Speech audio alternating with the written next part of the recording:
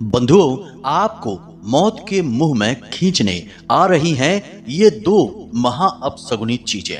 जी हाँ बंधुओं, अगले 3 दिनों में आपको रहना होगा बेहद सावधान, क्योंकि आने वाले महा अनर्थ की आहट सुनाई दे रही है। अगर आज आपने इस कार्यक्रम को पूरा नहीं देखा तो आपके जीवन में जो महा अनिष्टकारी घटनाएं होंगी, जो अनहोनियां होंगी, उसकी कीमत न केवल आपको बल्कि आपके पूरे परिवार को ही चुकानी पड़ेगी। इसीलिए हमारा आपसे हाथ जोड़कर यह निवेदन है कि इस कार्यक्रम को अंत तक अवश्य देखना, वरना अब पछताए होत का जब चिड़िया चुग गई खेत, यही कहावत आपके ऊपर सिद्ध हो जाएगी। तो मकर राशि वालों, आप सभी का स्वागत है मकर राशि भिंड यूट्यूब चैनल में।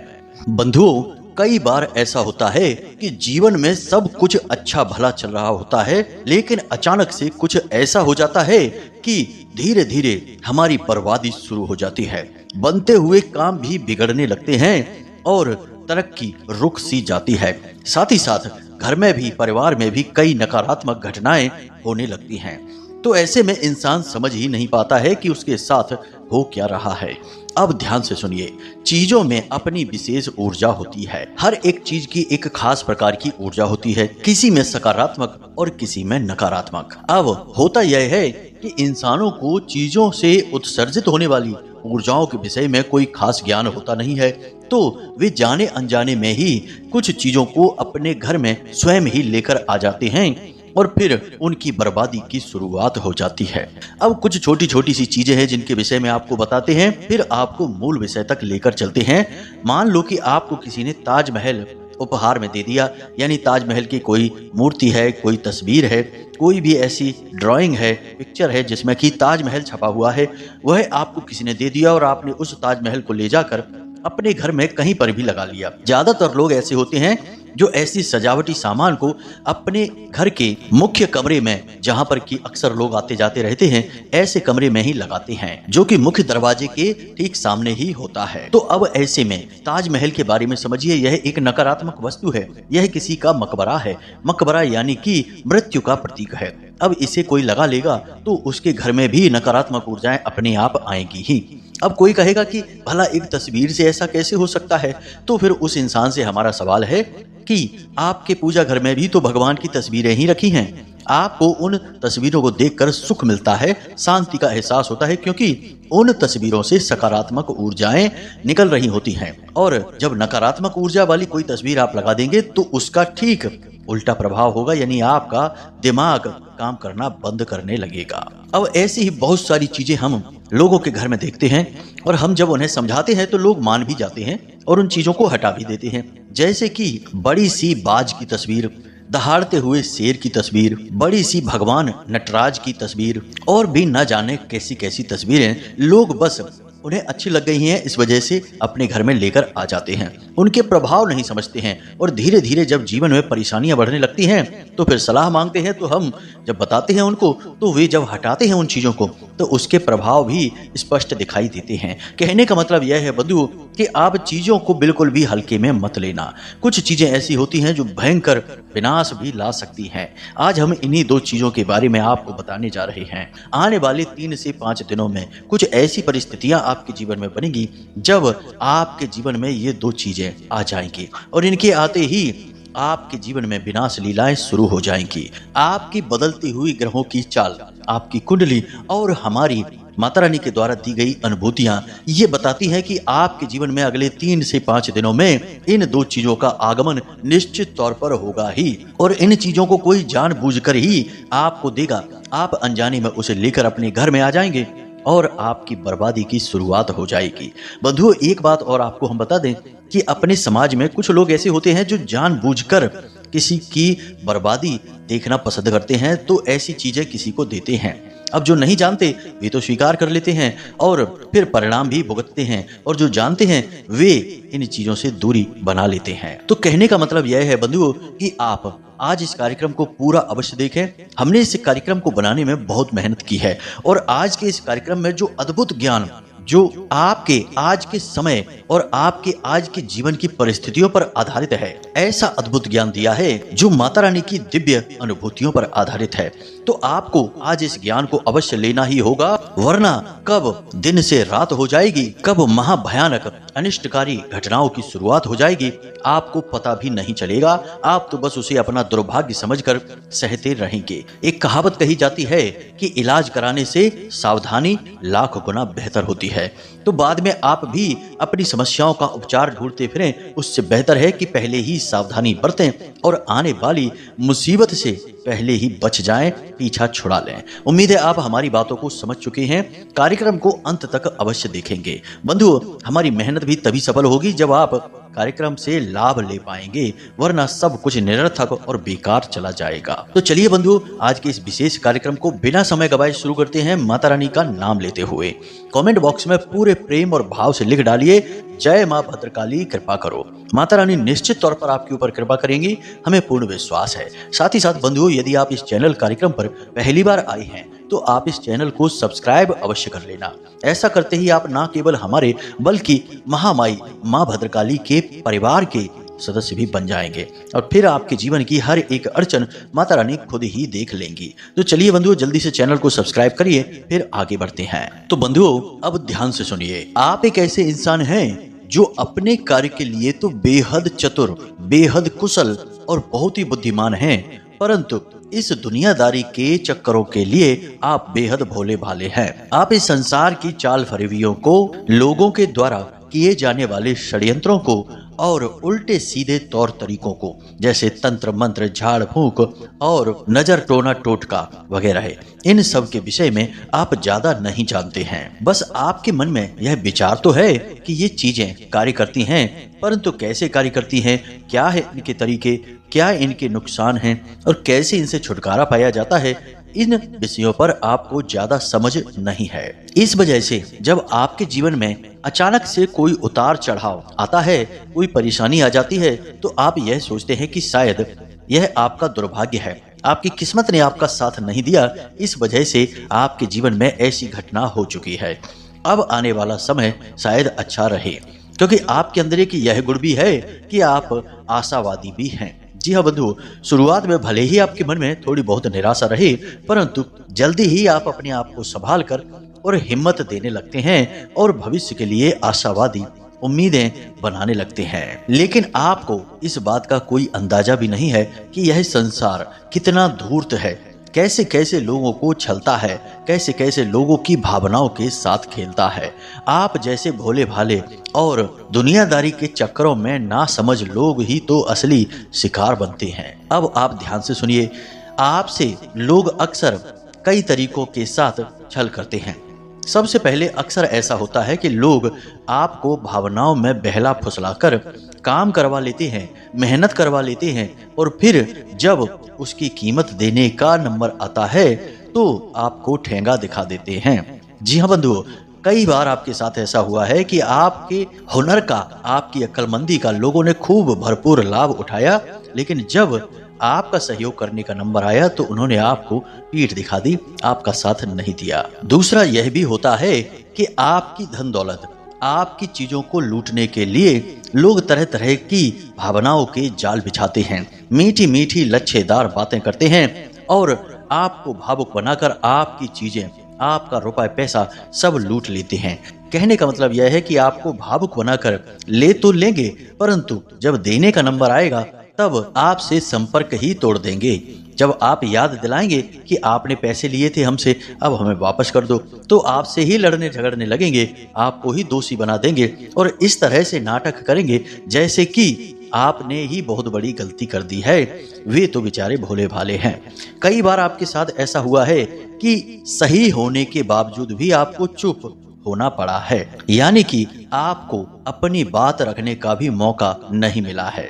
और यदि आपने अपनी बात रखी भी है तो लोगों ने बड़ी ही चतुराई से उसमें खोट निकालकर आपको ही दोषी बना दिया है। जी हाँ बंधुओं, और भी कई तरीकों से आपका दुरुपयोग हुआ है, परंतु ये तो कुछ बातें हैं जो हम आपको बता रहे हैं।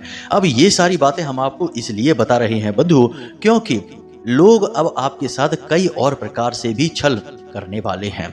हमारी जो अनुभूतियां हैं, जो माता रानी ने हमें ध्यान के माध्यम से दी हैं, वे हमें यह संकेत दे रही हैं कि आने वाले 3 से 5 दिनों में आपके आसपास के ही कुछ ऐसे लोग हैं जो या तो आपके घर में कुछ ऐसी चीजें रख देंगे जो आपका अनिष्ट लेकर आएंगी। जी हाँ बंधुओं, ये चीजें तंत्र विद्या से जुड़ी हुई होंगी, या फिर आपको ही कुछ चीजें ऐसी दे देंगे जिन्हें आप स्वयं ही ले जाकर अपने घर में रख देंगे और कुछ ऐसे स्थानों पर रखेंगे जो कि आपको बहुत अधिक लाभ दे रही है, परंतु इन चीजों के पहुंचते ही आपको उनके लाभ मिलना समाप्त हो जाएंगे। अब 2-3 स्थान आपके घर में ऐसे हैं जहां हमेशा पवित्र ऊर्जा का वास रहता है और वहां की ऊर्जा दूषित कर दी जाए तो आपके जीवन में भयंकर कठिनाइयां, परेशानियां और तकलीफें आने लगेंगी। जैसे कि आपके घर का पूजा घर है, आपका रसोई घर है और आपका सोने वाला कमरा है जिसे बेडरूम कहते हैं। इन स्थानों पर सकारात्मक ऊर्जाओं का वास होता है। तो अब जो ऐसी विद्याओं को जानते हैं, यानी काली तांत्रिक नकारात्मक विद्याओं को जानते हैं, वे यह भी जानते हैं कि आपकी जिंदगी बर्बाद करने के लिए, आपको मिटाने के लिए इन 3 जगहों को ही दूषित करना होगा। इसलिए आपके जीवन में, आपके घर में इन चीजों को चुपचाप रखवा दिया जाएगा या फिर आपके हाथों ही रखवा दिया जाएगा, आपको पता भी नहीं चलेगा। तो अब ध्यान से सुनिए, हम आपको इन 2 चीजों के बारे में बताने जा रहे हैं। इन 2 चीजों के बारे में जानने के बाद आपके आगे एक मार्ग खुलेगा, एक विकल्प उत्पन्न होगा कि जब आपको कोई ये चीजें देगा तो आपको क्या करना होगा। बंधुओं, एक छोटी सी चीज और है कि आप अक्सर यह भी भूल कर देते हैं कि कोई आपको प्रसाद देता है। याद रखना कि सफेद रंग की मीठी वस्तु आपको कभी भी किसी के हाथों से ग्रहण नहीं करनी है। आजकल यह बहुत चल रहा है, हम अक्सर यह सुनते रहते हैं। लोग हमें फोन करके कहते हैं, मैसेज करके कहते हैं कि गुरुजी, हमें इस इंसान ने यह मिठाई खाने के लिए दी है, प्रसाद बोल कर दी है, क्या करें, इसे खाना चाहिए कि नहीं खाना चाहिए, घर में रखें कि नहीं रखें। साथ ही साथ कुछ लोग अचानक से बीमार रहने लगते हैं, बहुत परेशान रहने लगते हैं, तो उनसे भी जब गहराई से जांच की जाए, बात की जाए, तो पता चलता है कि उन्हें भी किसी ने ऐसी ही कोई उल्टी सीधी चीज दी थी खाने के लिए। तो यह आजकल बहुत चल रहा है और यह बहुत ही आसान तंत्र है। इस तंत्र के माध्यम से कई सारे कार्य किए जाते हैं। कई बार तो इंसान का स्वयं का ही बंधन कर दिया जाता है, यानी कि वह बुद्धिहीन हो जाएगा। साधारण से साधारण कार्यों को भी वह अपनी बुद्धि से कर नहीं पाएगा, दूसरों पर निर्भर ही बना रहेगा। दूसरा यह किया जाता है कि उस इंसान के काम धंधे व्यापार का बंधन कर दिया जाता है, उसकी खुशियां, उसके रिश्ते नातों का बंधन कर दिया जाता है। कभी कभी मारण क्रिया भी इसी प्रकार से की जाती है। सफेद रंग की मीठी वस्तु में, यानी मिठाई के अंदर एक धागे का टुकड़ा रख दिया जाता है, मंत्र पढ़कर, अभिमंत्रित करके, और उसमें कुछ गांठें लगा दी जाती हैं। जैसे जैसे वे गांठें उसके पेट में गलेंगी, वैसे वैसे उस इंसान की मृत्यु नजदीक आने लगेगी। जी हाँ बंधुओं, यह भी एक मारण क्रिया का प्रयोग है। तो कहने का मतलब यह है कि आपको कोई भी प्रसाद बोलकर कुछ खाने के लिए दे रहा है, आपको भूल कर भी वह ग्रहण नहीं करना है, किसी हालत में नहीं लेना है। अपने हाथ में ले लें, बाद में उसे बाहर कहीं जाकर एकांत में फेंक दें। भगवान आपको कोई सजा नहीं देंगे। भगवान आपसे यही नहीं कहते कि आप उनका प्रसाद खाते फिरें और उल्टी सीधी तकलीफें अपने जीवन में ले आए। भगवान एक आस्था का विषय है और भगवान अंतर्यामी है, वे सब कुछ जानते हैं। मूर्खताएं इंसान स्वयं करता है। जी हाँ बंधुओं, बाद में दोष भगवान के ऊपर मढ़ दिया जाता है कि हमने तो प्रसाद खाया था। अब आपको यह बात समझ में आ गई है। अब एक बात और है बंधुओं, जो कि बेहद आवश्यक है, समय अनुकूल है। नया वर्ष आने वाला है, तो ऐसे में होता यह है कि लोग अक्सर कैलेंडर वगैरह बांटते हैं। तो ऐसे में आपको हम बता दें कि घड़ी और कैलेंडर, इन 2 चीजों का सीधा संबंध राहु से होता है, क्योंकि ये समय सूचक यंत्र हैं और समय सूचक यंत्र राहु के अधीन होते हैं। तो जब आप किसी दूसरे के द्वारा दिए गए यंत्र जो समय सूचक होते हैं, जैसे कैलेंडर है, घड़ी है, ले लेते हैं, तो असल में आप अपने राहु को खराब कर लेते हैं। जी हाँ बंधुओं, तो आप ऐसी भूल मत करना, क्योंकि ऐसा होगा कि आपको कोई ना कोई व्यक्ति कैलेंडर देगा या घड़ी देगा आने वाले कुछ समय में। तो आपको सावधान रहना है, इसे अपने घर नहीं ले जाना है, कहीं बाहर ही छोड़ देना है। अब ध्यान से सुनिए, हम आपको इन 2 चीजों के विषय में बता रहे हैं। तो बंधुओं, जहां तक हमारा अनुभव कहता है कि आने वाले 3 से 5 दिनों में आपको कोई धार्मिक वस्तु दान में देने वाला है, या यूं ही प्रयोग के लिए देने वाला है, या फिर आप स्वयं ही किसी के यहाँ से उसे अपने घर में लेकर आने वाले हैं। अब धार्मिक वस्तु कई प्रकार की हो सकती है, लेकिन इस परिप्रेक्ष्य में यह कोई मूर्ति या फिर कोई तस्वीर है। कोई व्यक्ति किसी प्रकार की धार्मिक मूर्ति या फिर तस्वीर आपको दे सकता है, लेकिन याद रखना कि हमारा जो धर्म है, सनातनी परंपरा है, यह उपहार में किसी भी प्रकार की धार्मिक वस्तु को लेने से ना बोलता है। यदि आप किसी के द्वारा उपहार में दी गई धार्मिक वस्तु, खास तौर से भगवान से जुड़ी हुई वस्तु को अपने घर में लेकर आते हैं, तो यह आपके लिए नकारात्मक फल देना शुरू कर देता है। तो यह भूल आपको नहीं करनी है। अब कुछ लोग यहाँ पर बहुत ज्यादा बड़ी चाल चल देते हैं। जी हाँ बंधु, आपको लगेगा सब कुछ सामान्य, लेकिन इस संसार में सब कुछ हो रहा है। कोई धार्मिक मूर्ति या फोटो आपको जानबूझकर ऐसी दी जाएगी जो कि थोड़ी सी खंडित होगी। जानबूझकर उसे खंडित बनाकर आपको दे दिया जाएगा और आप उसे पवित्र वस्तु मानकर अपने पूजा घर में ले जाकर रख देंगे। अब यहाँ से आपके बुरे समय की शुरुआत हो जाएगी। आप उसकी पूजा पाठ करने लगेंगे या फिर उसे पवित्र स्थान पर रखकर उसका महत्व बढ़ा देंगे, लेकिन वह तो नकारात्मक है, वह खंडित है। ऐसी वस्तु की पूजा पाठ तो दूर, उसके दर्शन करना भी अपशगुन माना जाता है। यह आपके बुरे समय की शुरुआत होगी। तो ऐसी भूल आपको नहीं करनी है। इसीलिए धार्मिक मान्यताओं से जुड़ी हुई चीजों को लेन देन करने से हमारा धर्म निषिद्ध करता है, रोक लगाता है, क्योंकि इनमें लोग चाल फरेबियां कर सकते हैं। जी हाँ बंधुओं, इसी प्रकार अभिमंत्रित परफ्यूम या इत्र, यह भी आज के समय में बहुत चल रहा है।